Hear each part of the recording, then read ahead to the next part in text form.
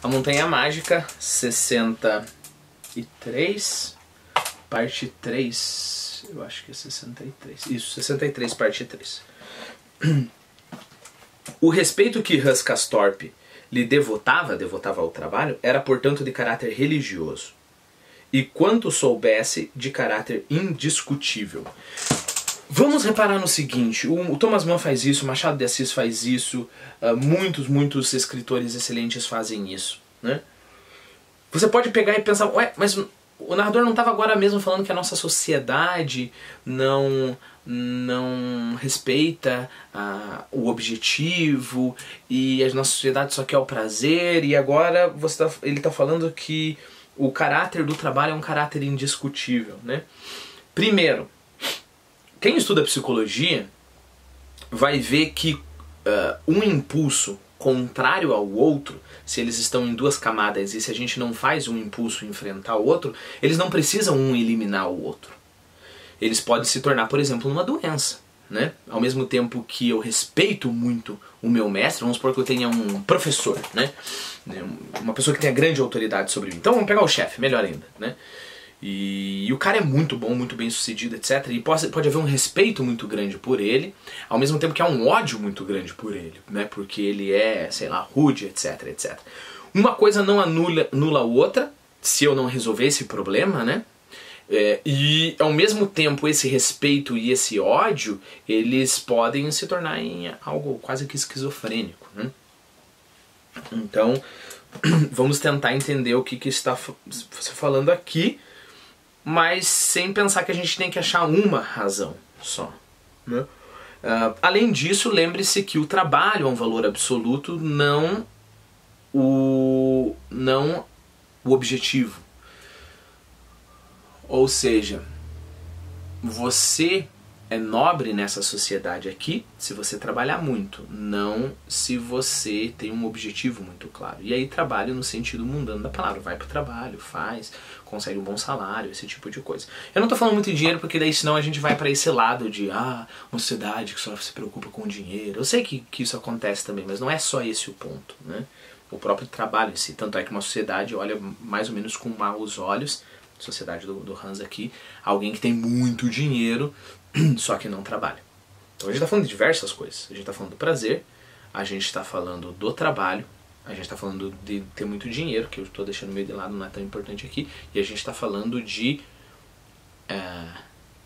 o trabalho no máximo. Vamos colocar um outro modo, que ele fala aqui, o trabalho...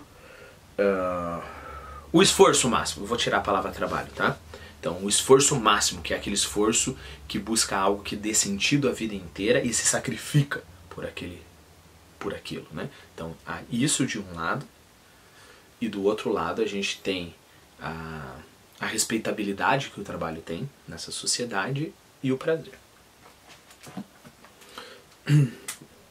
O respeito que Hans Castorp lhe devotava era, portanto, de um caráter religioso, e quanto soubesse, de caráter indiscutível. Isso não quer dizer, no entanto, que ele amasse o trabalho.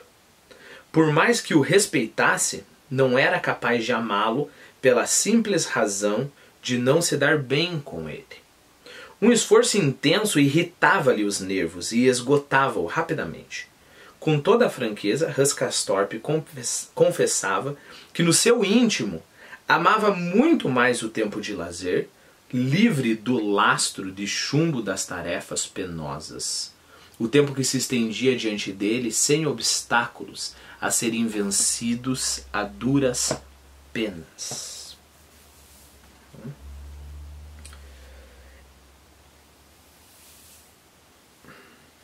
Então tá. Então, estou me segurando para não me repetir demais, pessoal, mas assim, eu não vou me segurar tanto assim, porque até agora, repetindo com vocês, e eu já meditei sobre todas essas coisas muito tempo para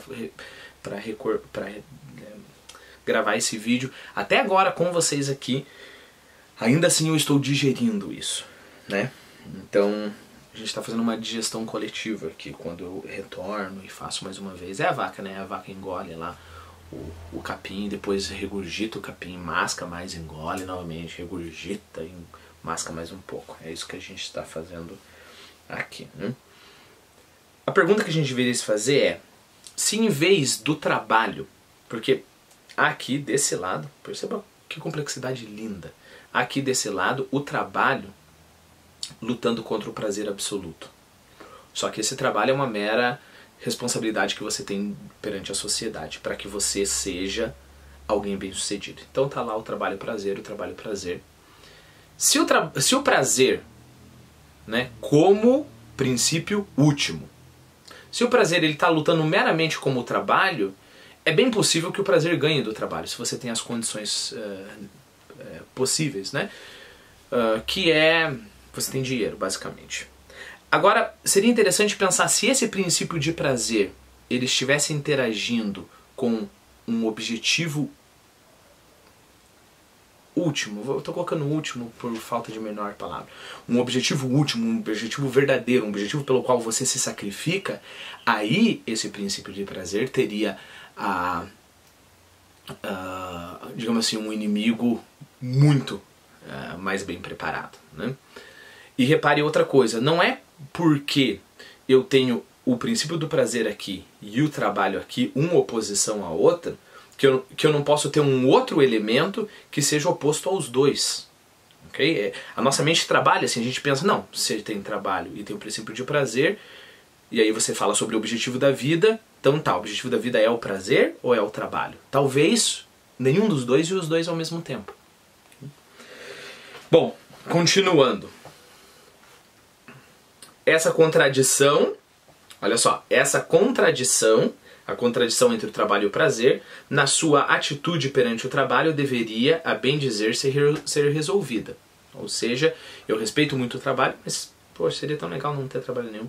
Será que o caminho para que seu corpo, tanto quanto o seu espírito, primeiro o espírito e sob sua influência o corpo, pudesse dedicar-se ao trabalho com maior prazer e intensidade, estaria em que Hans Castorp, no âmago da sua alma, naquelas profundezas que ele mesmo ignorasse, pudesse ser capaz de crer no trabalho como valor absoluto e princípio auto-justificado, e de achar sossego nesse pensamento? Com isso, chegamos mais uma vez à questão de sua mediocridade, ou mais que mediocridade, a qual não tencionamos dar respostas definitivas. Ou mais que mediocridade. Ok. Pois de forma alguma nos consideramos ecomiastas de Hans Castorp.